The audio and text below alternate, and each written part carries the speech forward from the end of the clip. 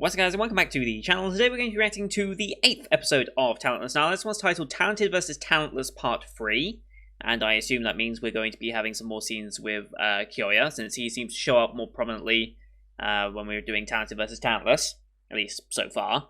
So yeah, we just got out of a multi-party with Necromancer, revealing that Yuka herself was the Necromancer, not Shinji, and as a result, we started to learn a bit more about exactly what her power was, how it worked, etc. We learned that it can't work during the day, which makes sense. I mean, if you're resurrecting the dead as zombies, it makes sense that they'd have an aversion to sunlight, you know? Hence why you don't see Shinji during the day. So, makes perfect sense. She took a bit of a pump with that one, Nana, because she was about to be essentially attacked/killed, but timed it exactly right, so got a little lucky with that one, let's be honest. So I know people think Nana gets incredibly lucky with a lot of things that she does, and I've mentioned this before in another reaction as well, but for the most part, and like how everyone else is dumb around them for not realizing, it's like, well, for the most part, most of these people have very little interaction with her, and she's already supplanted herself as a very likable character amongst the group and is their leader, so it's like the want to associate her with any of the bad things that have happened aren't necessarily there. Plus, because she's the leader, it would make sense that if there was an enemy of humanity there, they would try and take out the leader first. So it would make sense she'd be near most of these attacks. Like, there are reasons to how she can shape that, and they are more likely to take her word because she is a trusted figure in their minds. It's only because we've seen every single bad thing she's done that we obviously know. But most of these people, when we get introduced to them, like when we got introduced to Shinji and Yuka, they didn't even know who she was, really, except that she was a leader. That's all of her interactions with them. She hasn't seen them and Kyoya fighting, hasn't seen, they didn't know about Munou dying. Like, they don't know most of this information, you know? So that's why she can get away with a lot of things that she does. But yeah, some of it is obviously a little closer to being discovered just for the sake of tension in writing. Like, you're gonna do it. If it's always so easy for her, it just gets boring, you know? So there has to be that little bit of tension, but still. But we learned that you need a focus, or something that belonged to that person to maintain a hold on them, and that's where what we thought the necklace was coming in. But now I noticed that when she went for the necklace, why wear it on a necklace? It's very easily exposed and can very easily be just snatched. It's like, that's way too risky for something that means so much to you. And also when she was reaching for the necklace, Yuka's hand instinctively went to her back pocket, which is where the test paper from Shinji was. And why a test paper? Why would that be the thing of his if you were sweet on each other, you know? Why would that be the case? And then it led to why Yuka and Shinji have this relationship. She was jealous of Shinji and the girl he was dating, and actively killed them both to make him hers for all eternity, essentially. So, yeah, she was messed up, and I think we're noticing that more and more now. Like, Munou was just like a nice kid that didn't really... He was a shy kid, essentially. There was nothing wrong with him. The time traveler boy that can go back in time, again, he wasn't necessarily bad, but we're noticing more and more with some of our character introductions the more messed up side of the talented. And I think that's an important distinction to make, is that not all the talented are going to be these killers or the enemies of humanity that this government body seems to think they will be. Now it's just trusting that implicitly at this point, or they've got a reason to, or they've got something on her in blackmail or something. I don't know. We need to explore more of that, but we've started to see her doubting. We've started to see her doubt her orders. Like, instead of just like, oh yeah, these people must die, she started to question a little bit here and there. So I think as time goes on, we might start to see more questioning of that. Obviously, her objective is still to kill everyone and be discreet about it. But for the reason that there are bodies of past students and teachers up in the mountains, like, why was she not told that there was others here? Like, there's some more information to dig there, and she started to become conscious of it. So, should be interesting. But this time we've now got to probably full Kyoya of why Shinji and Yuka have disappeared. More than likely. And she could just use the truth of, yeah, she was the necromancer, Shinji was just under control and she was crazy. I mean, she could use that one, but it then begs the question of how the hell did you find that out, you know? Anyway, I've had enough rapping on already. Let's get into this week's episode. As per usual, these are timer-based format reactions. Bottom left of the screen, you're going to see the timer for the episode. I'll count you down, 3, 2, 1, play. Then I'll play, you start the episode, I start the episode, and we'll be in sync. We are watching this one on Funimation as per usual, since that's who's licensed it. It's just the Funimation logo to start, so about 7 seconds of logos for those keeping track. You can also use the screen flash on my face or the mic to tell when scenes are transitioning. So, with all that said, let's get into this week's episode in 3, 2, 1, play. Funimation, cheers to that. Here we go. Oh, there goes Yuka's body. Yep.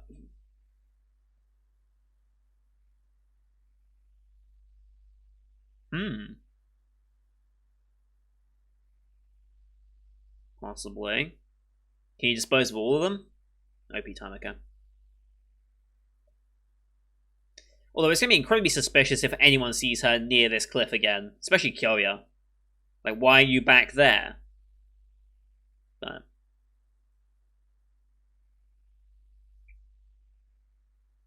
I do enjoy the scenes with Nana and Kyoya. Because Kyoya is the one person so far that is able to keep pace with her mind, essentially.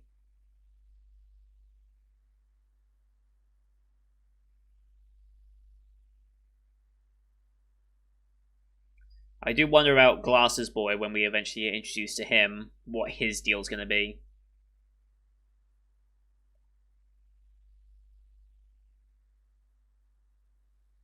It's still a bit about Nana's childhood we need to dig into, especially with the scene in the OP.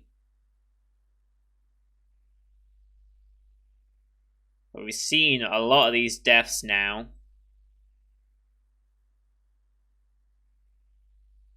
Seen a lot of them. Makeup is next, I think. Got a bath, got a stabbing. And it looks like Mishu is going to notice one of them.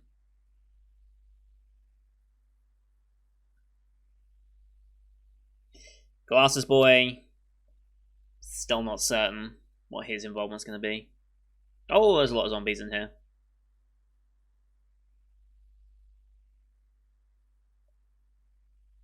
Possibly.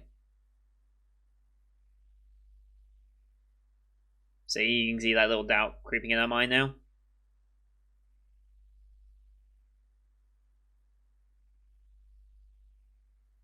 Mm-hmm.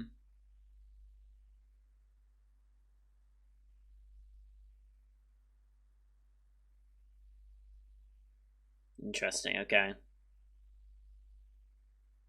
Why are you wrestling a snake?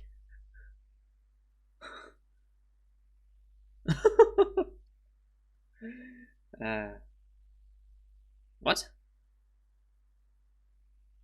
Interesting.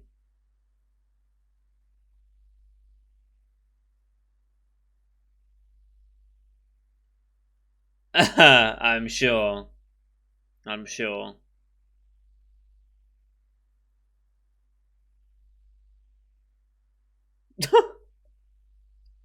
Wow.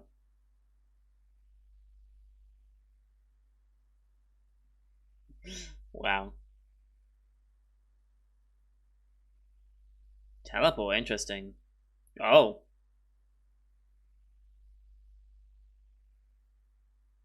Hmm.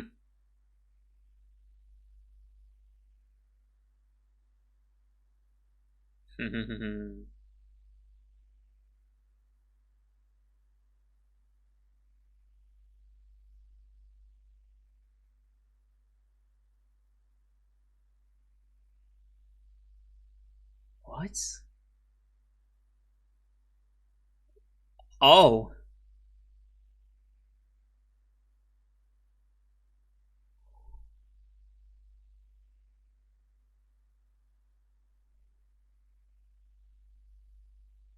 Wow. There is no antidote. No. Holy shit, that was quick. Wow.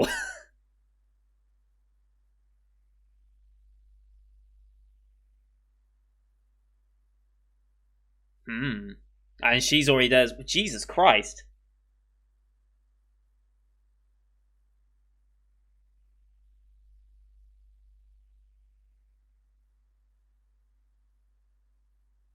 That was rapid.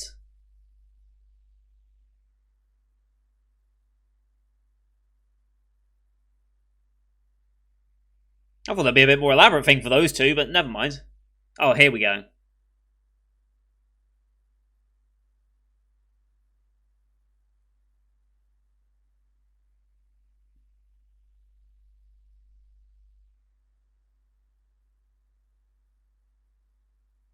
Hmm.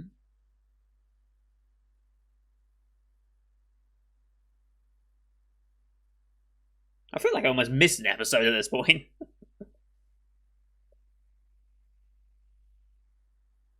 Mm-hmm. Start of the suspicion.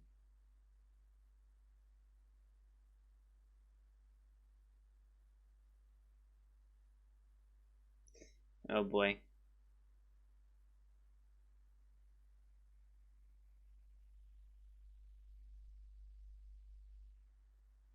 Okay. Bring a whole group along.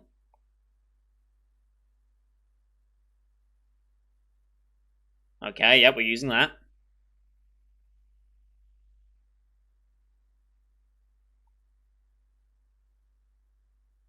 All true.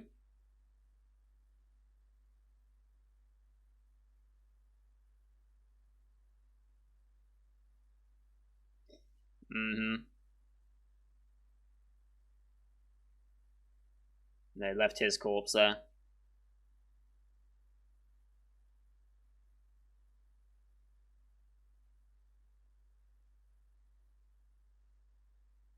Hmm.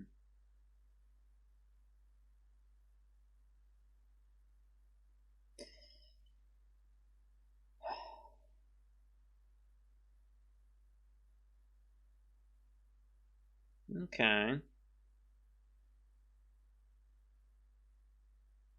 Hmm. Oh, interesting.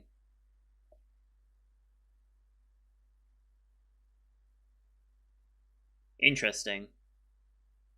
What's Kyoya thinking? Right. Hmm.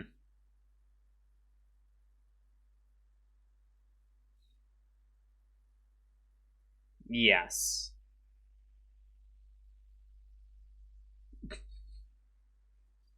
Uh,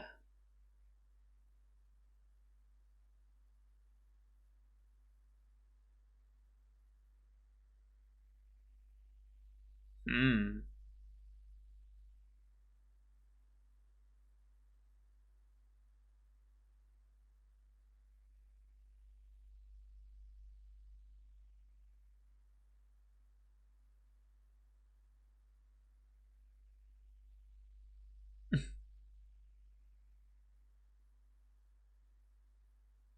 Mm-hmm.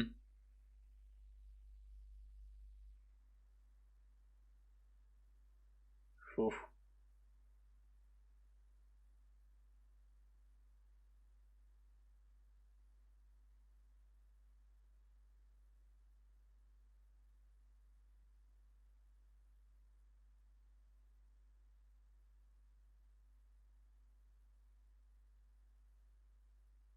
Now she springs it on them.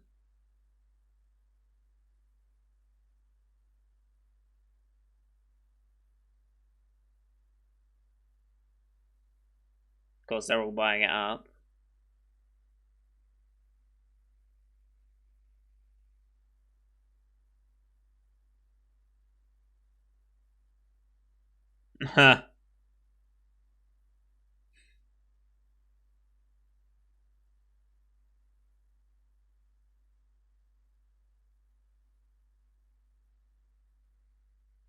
For now. Hmm. Oh.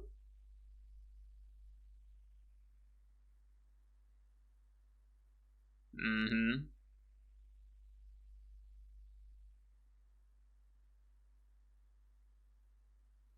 He's got it there. Oh. Oh, here we go. Now she has an alibi this time. Oh, God.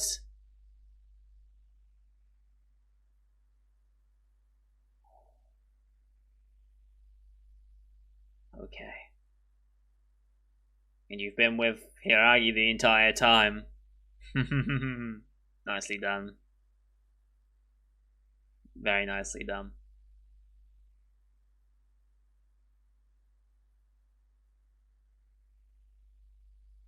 Healing.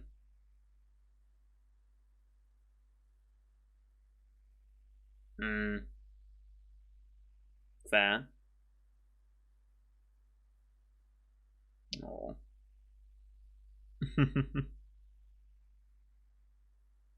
Still, doesn't mean she wants them dead.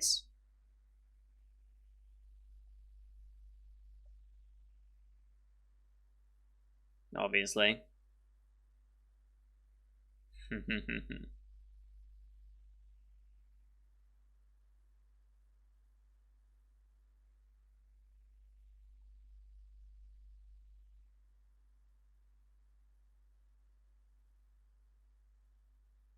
Hmm.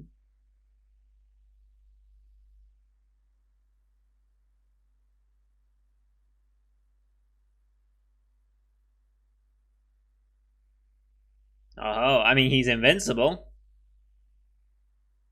So he can probably withstand it.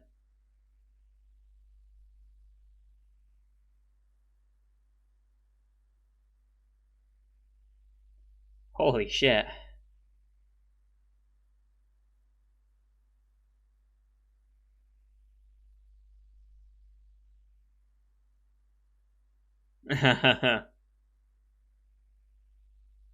It's a good test. Alright.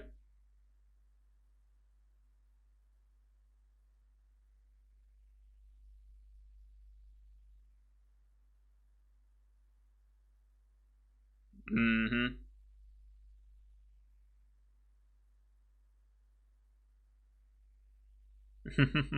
Get a name right at least.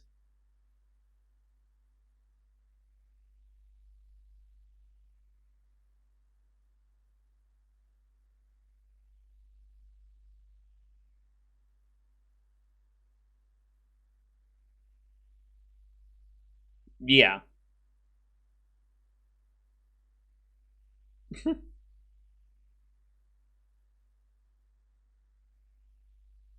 Teleportation, okay.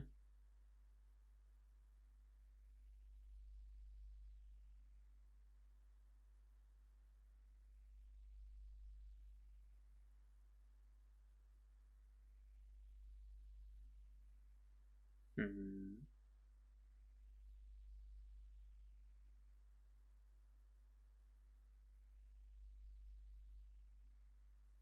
Yeah.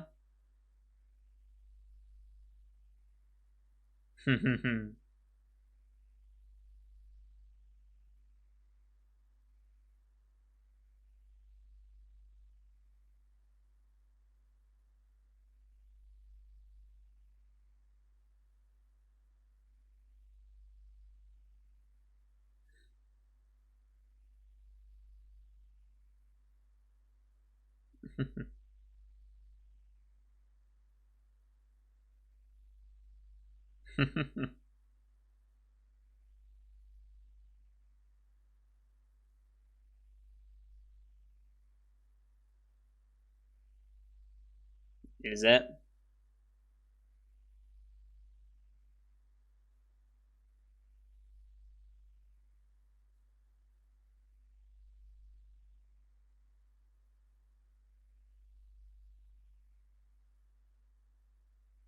Okay. And this is where we're going to try and pin it.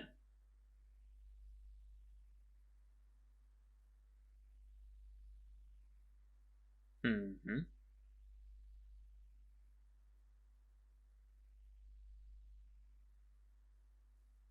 But she's gonna wind up dead.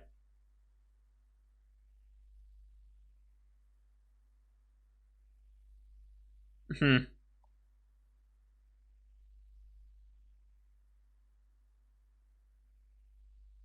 And now we're gonna play it off like that.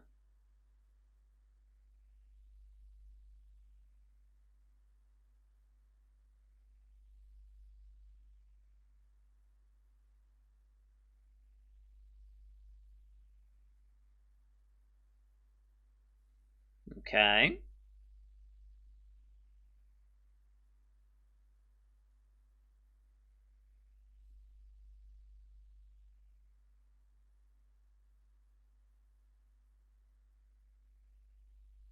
Mm-hmm.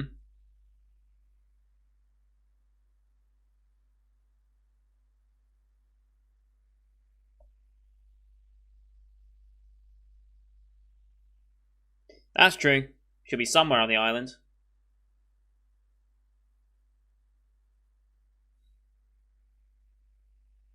Do they show a connection?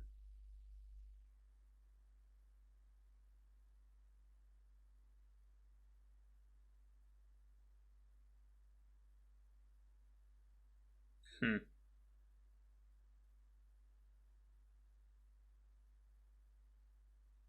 Not really.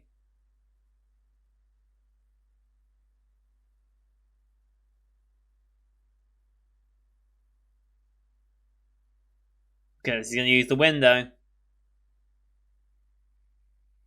Talking about the window.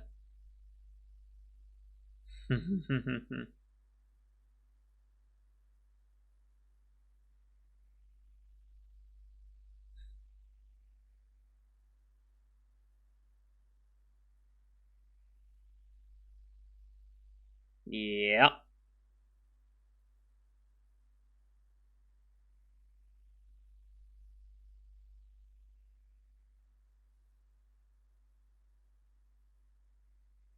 Is it enough though?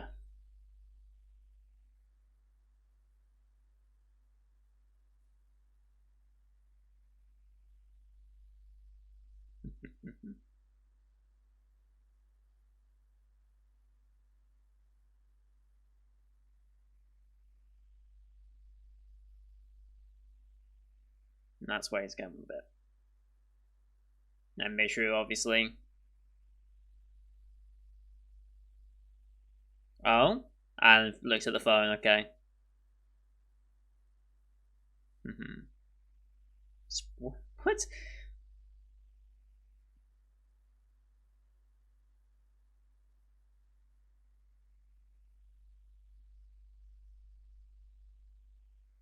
Hmm.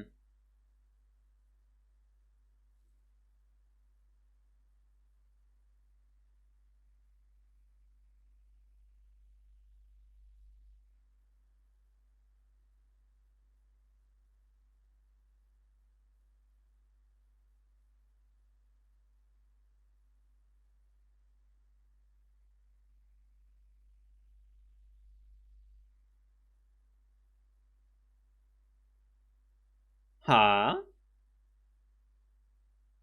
Hold the face, come on. What?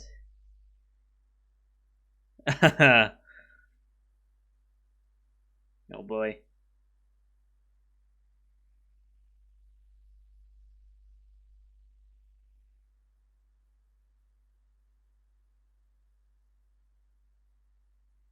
He's not gonna have popular opinion here though at all.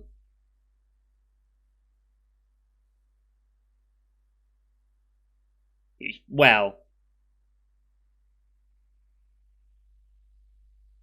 okay. He's gonna nail it. What, one for one?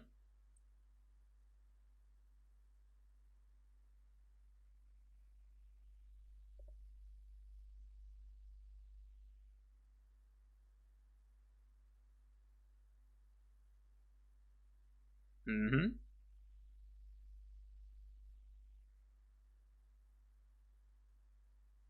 First, but not only.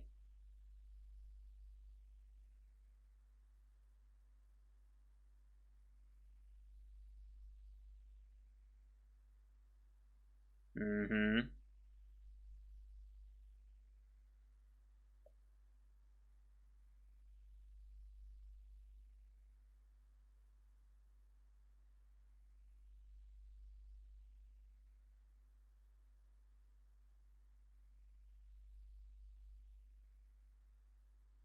That's a huge leap, though.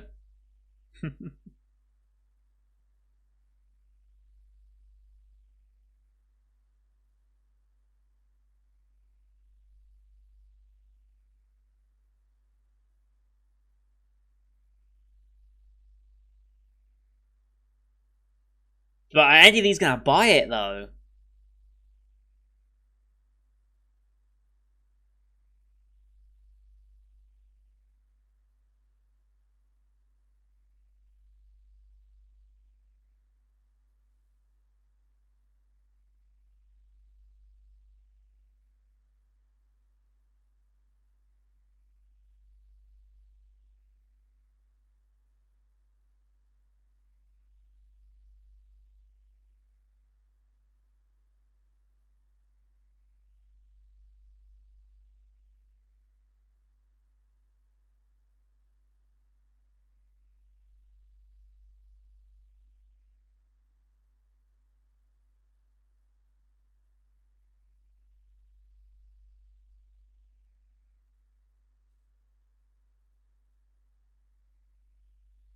I mean, he does, but he can't prove any of it.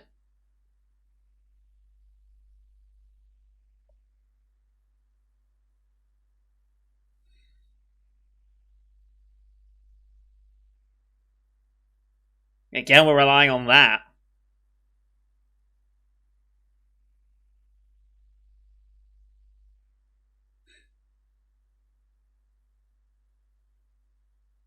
It kind of does, but no, she doesn't. She doesn't have the phone. Yeah, all those actions, they've been intentional. They've been 100% intentional. She does not have that phone.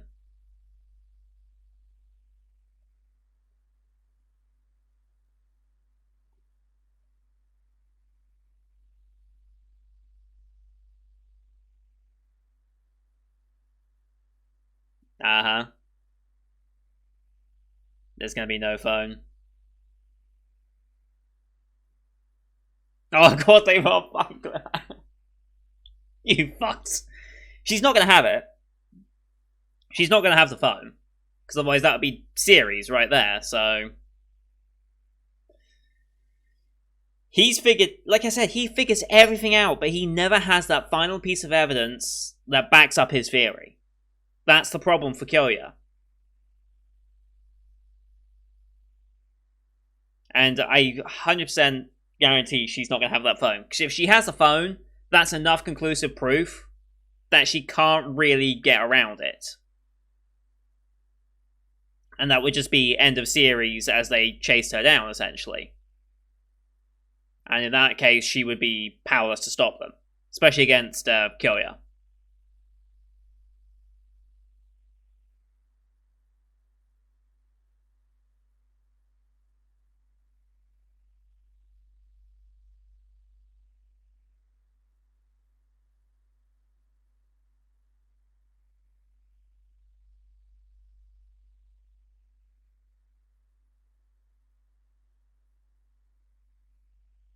And we haven't even got into any of Nana's backstory yet, so obviously she's not going to have the phone.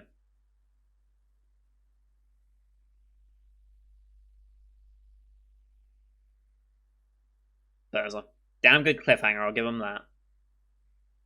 Survival of the fittest. Okay. And that's that. Survival of the fittest, eh? Who's that going to be in reference to? Survival of the fittest. I mean, we've got through most of these main characters now. Like, we really have started going through them. They're gone, they're gone, they're gone. He's gone. Still got a few left, though. We've still got a couple left. We've got a group of 3 as well that we're going to have to deal with at some point. Maybe it's going to be the group of 3, I don't know. And then Glasses Boy. Whoever the hell Glasses Boy is. Hmm.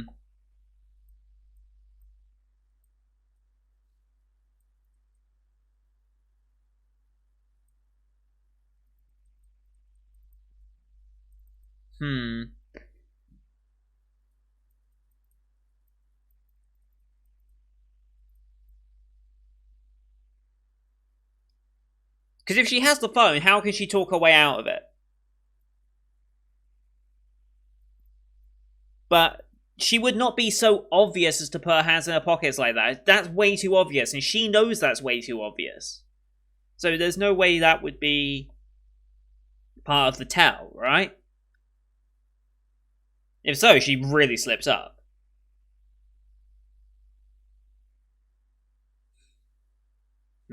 I don't think she has the phone on her. I just don't think she has the phone on her. Because you can't... There's no way you... Why would you have the phone otherwise? There's no reason for you to have that phone otherwise and be able to unlock it. But that's always been the main plot of this show, is that Kyoya is figuring out everything she's doing. He knows everything she's doing. He just doesn't have any evidence to prove it to others, other than just his word against hers. And as a result, they're more likely to pick her because she's a more likable character and has integrated herself well as their leader and is like very charismatic in that way. Whereas Kyoya is more suspect just in his general body language and everything about him. So if it comes down to it, they will side with Nana over Kyoya's word. So until he gets that evidence, which I don't think he's going to get, because she didn't seem as concerned about the phone being discovered here. Let me just go back.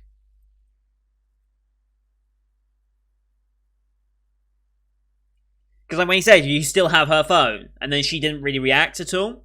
Like we're not cutting away to her, like, the red internal thoughts at all.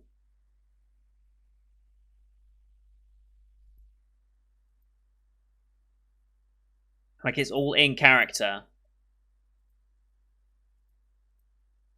So that's what makes me think that this is part of her plan as well. Maybe not part of her plan, but she she knows he's going after the wrong thing right now.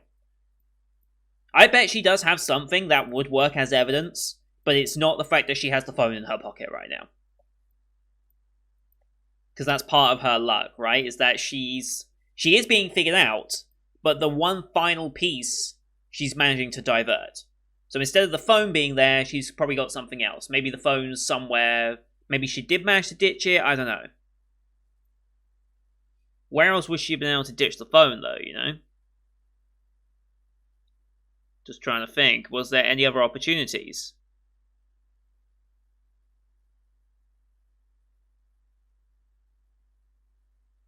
No, not really any other opportunities to really get rid of the phone. I'm sure she'll explain one, though. Interesting. I mean, this series continues to do the exact same thing over and over again, but it's still interesting. I like the way Kyoya does make this show so much better because she actually has a counterpart that is genuinely starting to figure her out. It's very much the Moriarty versus Sherlock story in a way. Like, they even said Sherlock. But the reason why Sherlock is so brilliant is not because he goes against mundane crimes, but he always has an opponent that is worthy and requires someone of his skill to be able to overcome that. Anyone else wouldn't be able to do it. And that's why I hope Moriarty the Patriot, which I'm going to be watching in a minute, I hope that also starts to explore that. I hope it also starts to explore that side of it, because the only person that could ever be a problem to Moriarty is not these weird nobles that are just exploiting their own power. They're not smart enough for that. It's going to be Sherlock, when he starts to get involved, that he might actually start to be able to go against him. And we even saw that in the last episode of Moriarty the Patriot as well, so, you know. But this was still a good episode. Very much enjoyed it. Survival of the Fittest, I'm not sure who it's going to be. Possibly the group of 3. The group of 3 boys that we see here on the cover. Don't know who else it would be, necessarily. but we've still got to get out of this current situation. Here's the thing. If Kyoya doesn't find the phone, he becomes increasingly more suspect as well, and that just elevates everyone's opinion of Nana as well. They just see him picking on her. Like, why are you picking on her for all this? Why are you only accusing her? You've not really said much about anyone else. You're always on her. Why are you trying to do that? What are you hiding? And there you go, they side with Nana again, and it's like, that's just what charisma can do for you. The more people like you, the less they are to suspect you of anything. They'll be like, yeah, no, she wouldn't do something like that. That's how you do it. It's the intelligence and manipulation part of the story. I admit there are certain instances where she gets lucky and could probably do a better job of it, but for the most part, everything is reasonable, aside from the little bits of luck, but you create your own luck in the situations you develop, right? So, yeah. I don't think that's the most interesting part of this show. I think the most interesting part of this show will be, and we haven't even hit it yet, but she is starting to doubt more and more, like, her purpose here and why there are others that have been killed that she doesn't know about and wasn't told about specifically. Like, why would you not tell me about that? And she's gonna maybe start to grow a bit more distrustful of this government figure. I do want to know what Glasses Boy is. Like, he's in a visibly different uniform to everyone else. So I don't know. Maybe he's from this government body, coming in to check on her, perhaps. That would explain why he also has, like, the red tint on his glasses, as opposed to being darkened out. I don't know. I feel like he's going to be like an end-of-season reveal, almost. Because I don't think we've seen him at all yet in any of these episodes. So, we'll see. As per usual, though, that's going to do it for today, guys. Thank you everyone for watching. I hope you enjoyed this one. Don't forget to leave a like if you did, as well as your comments on what you thought of the episode and the way the Kyoya and Nana interactions are going. I know that it's definitely the best part of the show so far, for me at least, until we start delving into the backstory and behind the government and things like that. Don't forget to subscribe as well to see next week's episode, as well as the rest of the full 2020 lineup you can find on my channel. Thank you everyone for watching. Until next time, see you guys later.